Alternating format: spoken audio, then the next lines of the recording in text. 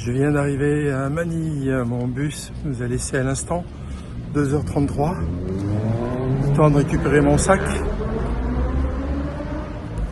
et puis de voir où je devais aller. Donc plutôt que d'aller dans un des taxis qui sont tout de suite proposés, j'aurais pu prendre un équivalent Uber ici, mais finalement j'ai vu qu'il y avait une possibilité d'y aller en métro et que c'était pas si loin que ça. Donc du coup je vais essayer. De toute façon, il n'y a personne en ce moment à cette heure-ci. J'espère que le métro il est ouvert à des heures plus larges que les nôtres. Allez, c'est parti. Alors la température est vraiment très bonne par rapport à la fraîcheur que j'ai eue jusque-là ces derniers jours. Du coup, c'est agréable. Alors le côté sympa, c'est qu'il y a quasiment pas de circulation. Ça, c'est vraiment agréable. Par contre, à cette heure-là, il y a plein de gens qui sont dehors,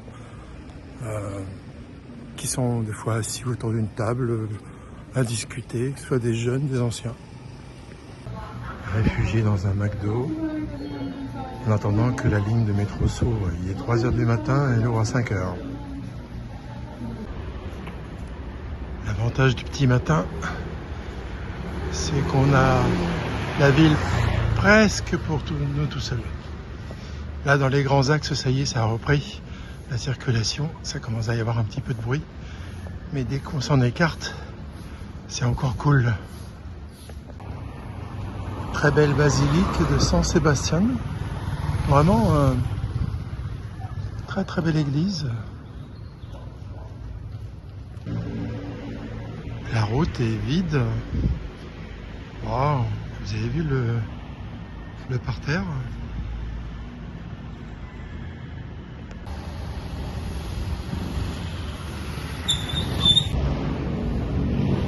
La basilique du Nazaréen noir. Donc l'église la plus emblématique de Manille. Alors, il y en a beaucoup des églises, hein. Mais celle-là, il y a une fervente ardeur des fidèles, paraît-il.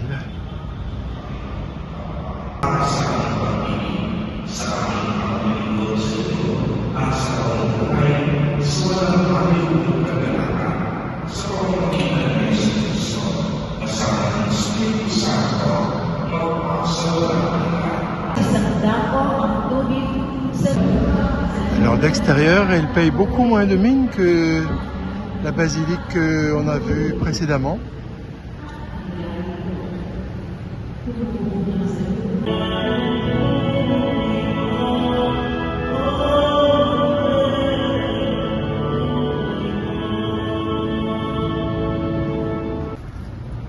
Il est 5h, Manille s'éveille, les marchés se préparent à recevoir le monde.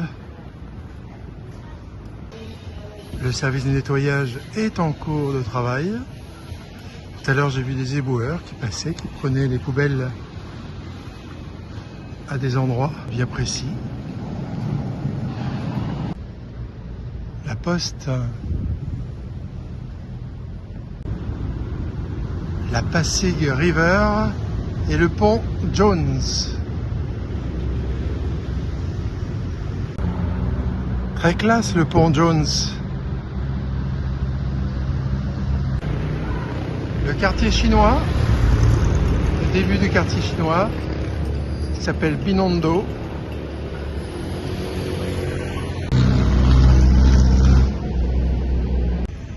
Un hommage à Isabelle II. Il faudra que je regarde ce qu'elle a pu faire pour avoir cet hommage.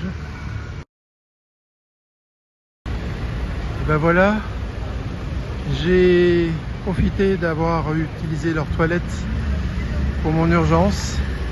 Je me suis dit, c'est peut-être un signe, il faut que je fasse mon extension de séjour ici. Et j'ai attendu ce qu'il fallait, l'ouverture des bureaux. Et finalement, en une demi-heure, j'ai obtenu mon extension de séjour pour 3030 pesos.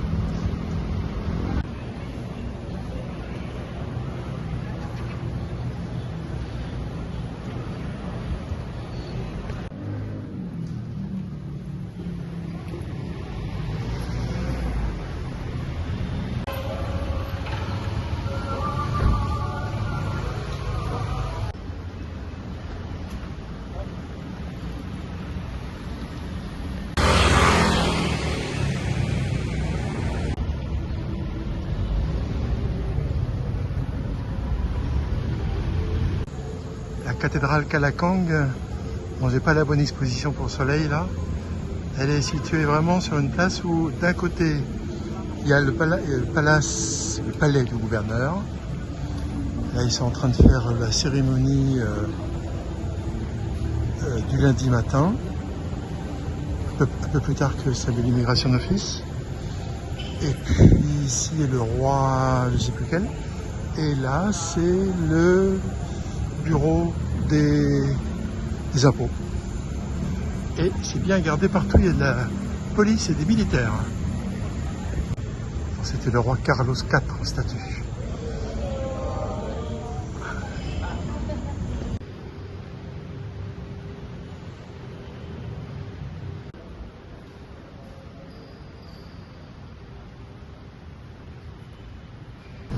Bon, cette cathédrale, on a vu des vertes et des pas mûres. Hein.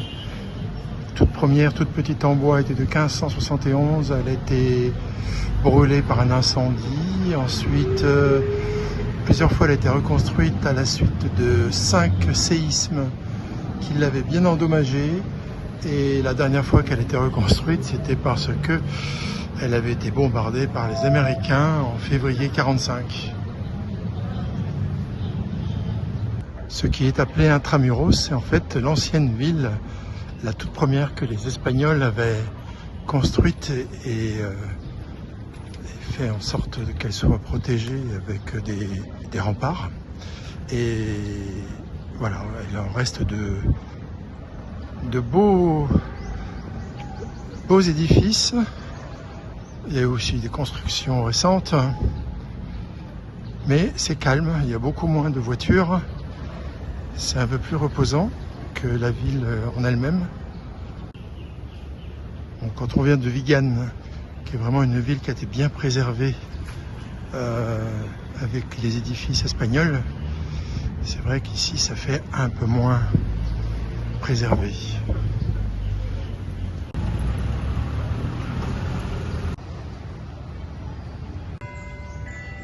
Il y a des petites places bien sympathiques. L'église Saint-Augustin. J'ai eu le mauvais soleil. Hein.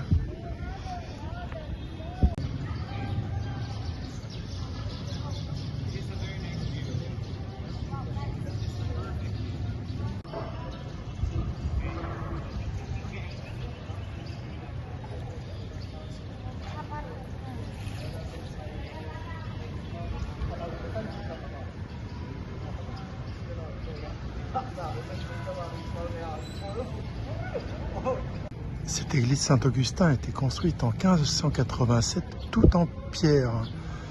Et ce qui a fait la différence avec les autres églises qui ont soit brûlé parce qu'elles étaient en bois, soit ont été détruites parce qu'elles étaient faites de briques et de roc. Et finalement, celle-ci a survécu à tous les tremblements de terre et les guerres. Et Dieu sait s'il y a eu des tremblements de terre et des guerres ici. Elle est d'ailleurs inscrite au patrimoine culturel, non, d'héritage de l'UNESCO en 1993. Il y a quand même de beaux restes espagnols.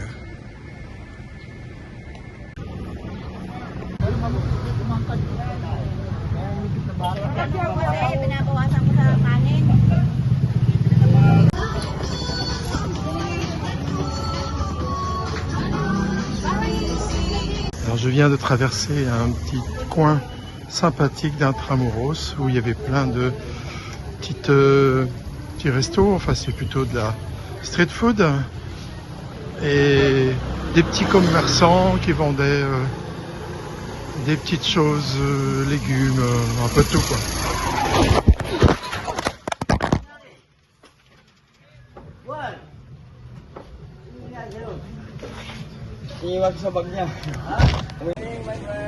Morning. No, thank you.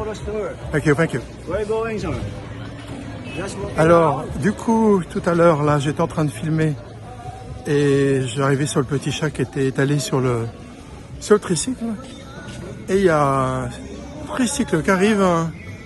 Il n'a pas dû me voir avec mon sac à dos. Oh, il m'est rentré dedans, enfin dans le sac à dos. Ça m'a fait tournebouler, mon téléphone a volé. Ça fait tout drôle, hein. Mais il n'y a rien il y a rien.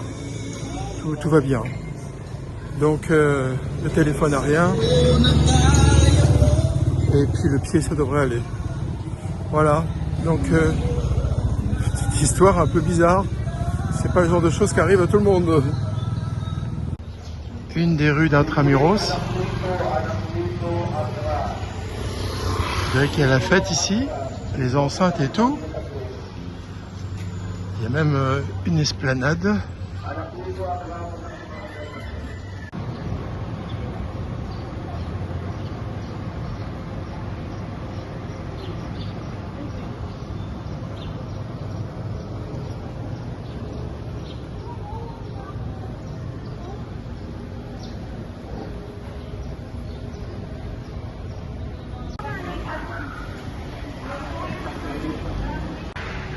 Ici, ils essayent de préserver le patrimoine architectural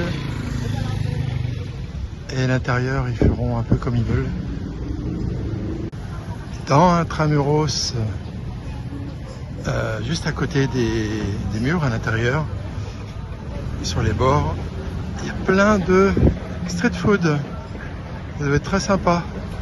Là, ils se préparent pour le déjeuner. Je suis sur une muraille. Là, c'est un pont énorme. Énorme. Et ils ont fait un golf juste en dessous, avant la route.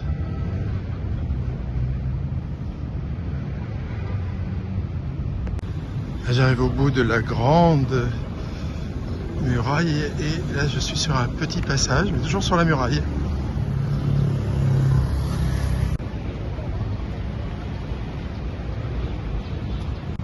Ces remparts ont été classés patrimoine culturel du pays.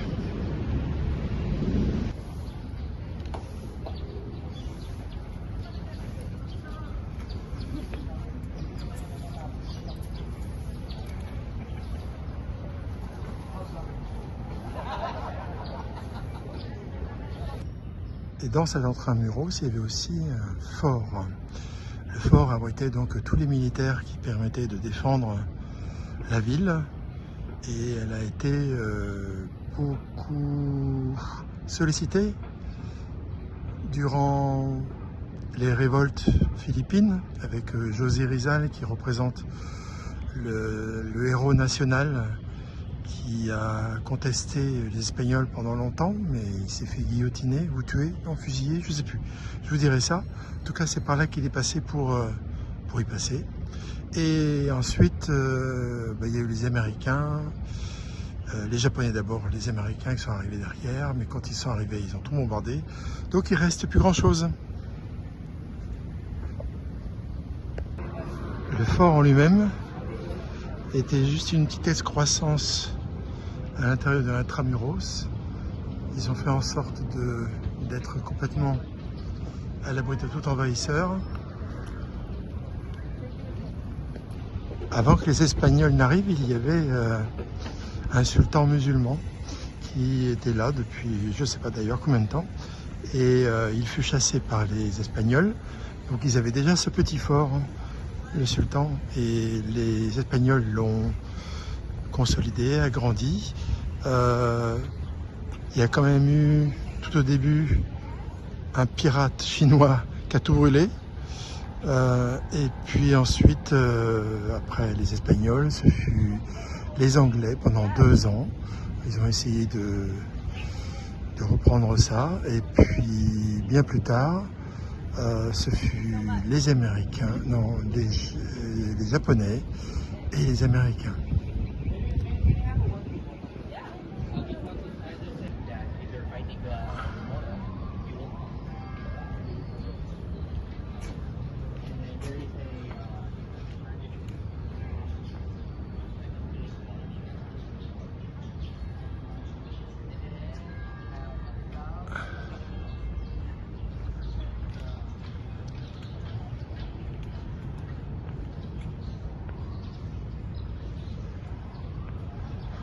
C'est devenu quasiment un parc, hein, parce qu'il n'y a plus beaucoup de choses qui sont restées après les bombardements américains.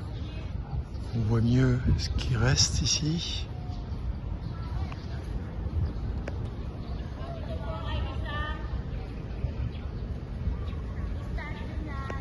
José Rizal, le combattant, héros national résistant, a été enfermé ici avant d'être emmené ensuite pour son exécution. Il y a marqué qu'on voit les traces de ses pas. Ils ont fait exprès de les mettre pour dire par où il est passé. Pour l'instant, je ne les ai pas vus, mais sachez que c'est un héros national absolu. Entrepôt munitions qui a été préservé et qui sert maintenant de démonstration de l'architecture locale de l'époque, des grands bâtiments. Et quand il y a eu des tremblements de terre, le résultat que ça faisait. Alors à l'intérieur, ça a servi de prison. Oh, je pourrais y aller, mais j'ai mon gros sac à dos. Et du coup, quand ils ont découvert après la guerre, une fois qu'ils avaient chassé les Japonais, ils ont trouvé 600 corps complètement dans un état lamentable. Et ils les ont donc mis sous une croix blanche pour les honorer. C'est ici qu'ils pouvaient contrôler les entrées et sorties de tout bateau dans cette embouchure qui aboutit à la ville. Alors on voit la ville maintenant, vous voyez.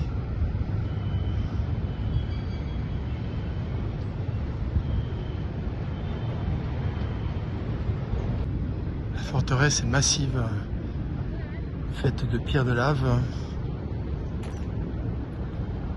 ainsi que toutes les murailles. C'est dommage, il y a pas mal de remparts, mais ils en ont arrêté pas mal, on ne peut pas circuler partout. Voilà Rizal, le héros national, mort en martyr. Ce qui est dommage, c'est que Rizal n'aura pas vu les Espagnols partir du pays 2 ans plus tard. Donc la croix, le sol sur lequel elle est, renferme les 600 corps découverts dans les prisons. Un coconut coffee pour me rafraîchir, glacé bien sûr, 190 pesos.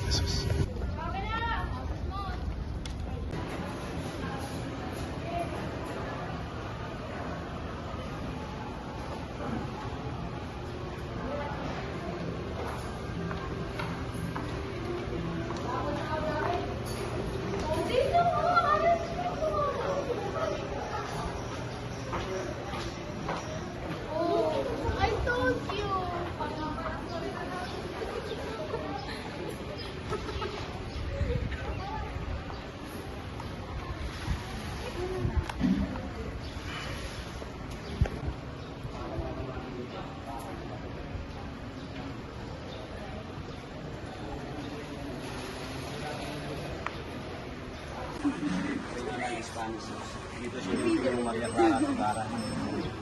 Pulang araw.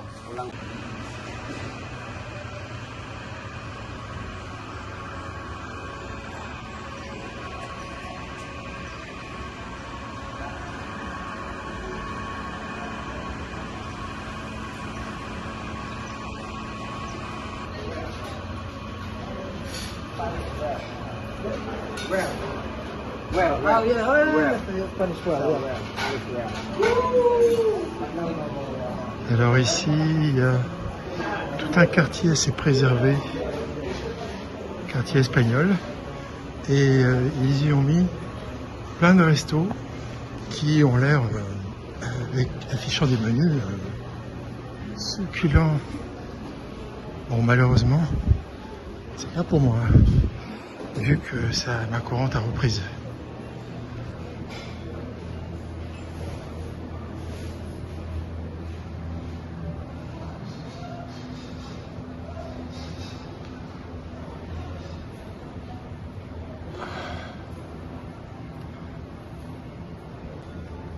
Un tricycle écologique, pas de moteur, du bois.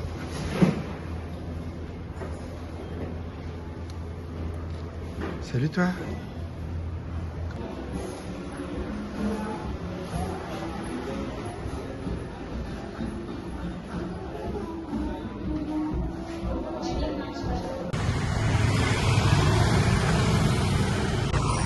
Bon, j'arrive au niveau de la muraille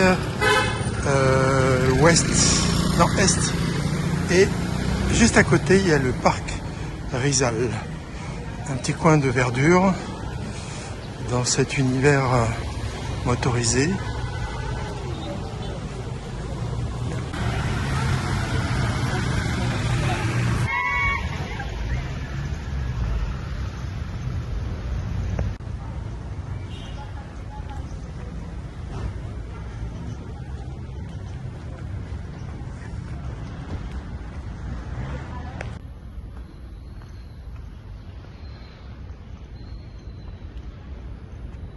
Des petits coins de verdure, de ci, de là.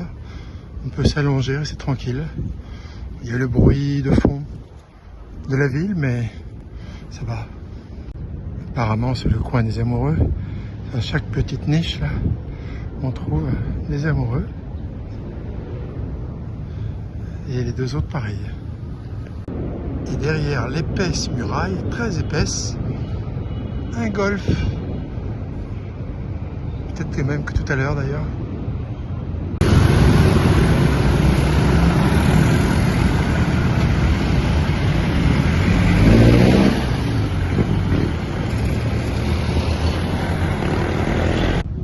Voilà le Rizal Park,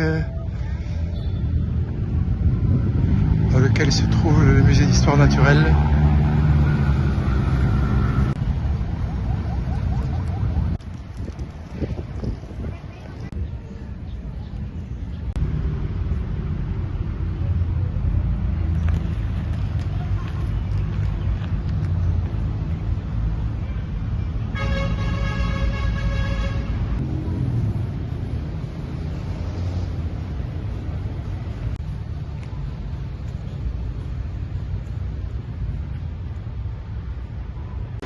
L'IUT de Philippines.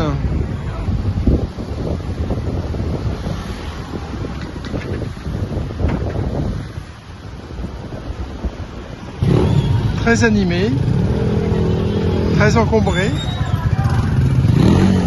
Il y a de la vie, il y a du bruit.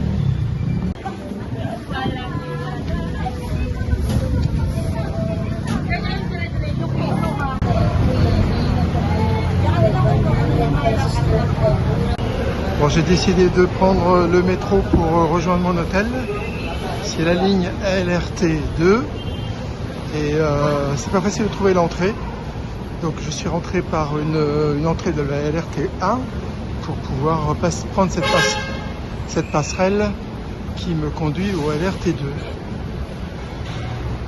2. Et à chaque fois, il faut mettre les bagages dans un truc là pour contrôler les bagages comme dans les aéroports. Donc mon bagage étant plus gros que ceux d'habitude, il rentre tout juste. Ouais, il faut faire la queue pour avoir son billet parce que les machines automatiques nécessitent une carte qu'on charge.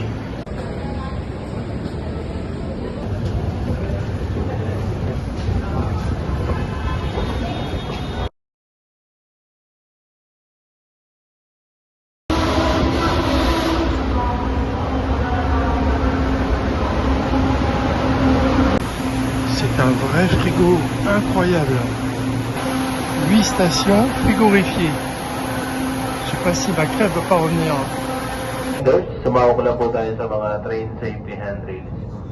At iwasan pong hawakan, sandalan o pigilan ng mga pintuan ng tren. Pakibigyan na rin po prioridad sa upuan ng mga pasahero buntis, magulang na may kasamang maliit na bata, mga senior citizen at may kapansa ng physical. Pakidouble check na rin po ang mga personal niyong gamit tulad ng bag. Arriving at the Nono Station, paparating na sa ano?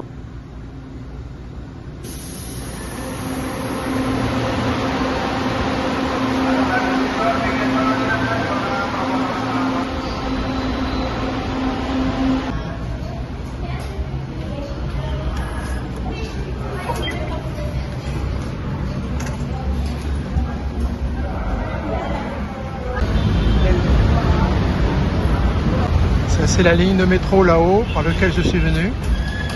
On vient de m'attribuer ma chambre, 219, 218,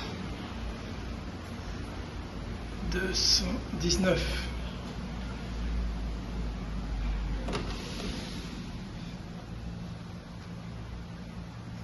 Pas mal. Sympa, j'ai demandé ce que ce soit au silence. Et ils ont dit qu'ils m'avaient upgradé. Salle de bain, la douche chaude, petit lavabo, le lit, double, serviette, ça je sais pas ce que c'est, un petit store pour pas voir le couloir, une petite table, hop, et puis ouais, bon, voilà. Il est conditionné apparemment. Et là, normalement, je ne devrais pas entendre trop de bruit, d'après ce que j'ai compris. Allez, je vais me mettre tranquille ici. Bon, je viens de capter le Wi-Fi. On va voir si le Wi-Fi est suffisamment bon pour pouvoir uploader sur YouTube mes 2 dernières journées. Plus, il faudra faire aussi celle d'aujourd'hui. Fin de cette 12e journée, un peu épuisante, arrivé à 2h30 du matin par le bus à Manille. Je suis resté plus d'1 heure dans le McDo à essayer de voir ce que j'allais pouvoir faire. Finalement, j'ai décidé, et c'était le bon plan, d'aller me promener dans Manille, même si c'était très tôt. Donc je sais que la cathédrale du Nazaréen noir est ouverte 24 heures sur 24. Du coup, j'étais sûr qu'il y aurait quelque chose. Et c'est ce que j'ai fait. Ensuite, je suis allé voir les Intramuros. Mais en allant sur Intramuros, la courante m'a reprise. Il fallait absolument, je trouve, des toilettes très très rapidement. J'allais faire dans ma culotte. Du coup, j'ai demandé à une dame. La dame m'a dit il y a les immigrations office juste en face, mais c'est fermé. J'ai vu de la lumière, hop, j'y suis allé au culot. Est-ce que je pourrais... non, je fais semblant de ceux qui étaient intéressés par l'immigration office. Ça ouvre à quelle heure 7 heures, et il était que 5 heures. Est-ce que je peux utiliser vos toilettes? C'est une urgence. Elle était très sympa, mais il m'a laissé aller là-bas. Et puis ensuite, je me suis dit pourquoi pas faire mon visa, enfin mon autorisation de rester 1 mois de plus. C'est ce que j'ai fait. Ça a été assez rapide. Bon, le temps qu'ils ouvrent déjà. Et puis ensuite, j'ai visité Intramuros. Sympa, c'est assez calme et tout. Bon, j'ai un petit accident avec un tricycle qui m'est rentré dedans. Mais rien de grave. Et puis ensuite, je me suis baladé au parc Rizal. Et j'ai décidé ensuite de revenir à l'hôtel. Il était temps, parce que j'attendais le check-in à 14 h. Et du coup, j'ai pris le métro. Ça s'est bien passé. Je suis arrivé à mon hôtel, 14h30 je crois. Et puis, ils m'ont upgradé. Ils m'ont choisi une chambre d'une qualité supérieure à celle que j'avais réservée. Sympa. Et voilà, du coup, je me suis retrouvé ici, dans cette chambre. Et là, j'étais tellement fatigué. J'ai d'abord plugué tous mes ustensiles pour pouvoir les charger, parce qu'ils étaient quasiment tous. Alors ma montre était, elle fonctionnait plus, mais j'avais quasiment plus de batterie. J'ai 2 batteries de rechange, mais les 2 étaient déjà quasiment nazes. Et voilà, donc il était temps que je les recharge. Et puis une bonne douche. Et ensuite, je me suis mis sur le lit. Et là, j'ai roupillé quasiment 3 heures. Et puis ensuite, j'ai commencé à faire les transferts vidéo vers YouTube. Donc le premier était déjà fini, le deuxième était quasiment fini. Et puis ensuite, je me suis mis à faire la vidéo du jour. Donc là, je fais la conclusion de cette journée. Et voilà. Donc demain, je ne sais pas ce que je vais faire. Là, ce soir, je vais rester tranquille. Je vais me regarder une fin de film avec Tom Cruise, Mission Impossible Fallout. Eh ben, vous en penserez ce que vous voulez, mais ça m'a reposé. Et maintenant, je sais pas quel autre film il va commencer, et je crois que je vais me laisser complètement avaler par ce qui va se passer à la télévision, m'endormir, et demain matin sera une autre journée. Je ne sais pas ce que je vais faire, on verra bien. Allez, à demain pour de nouvelles aventures. Ciao.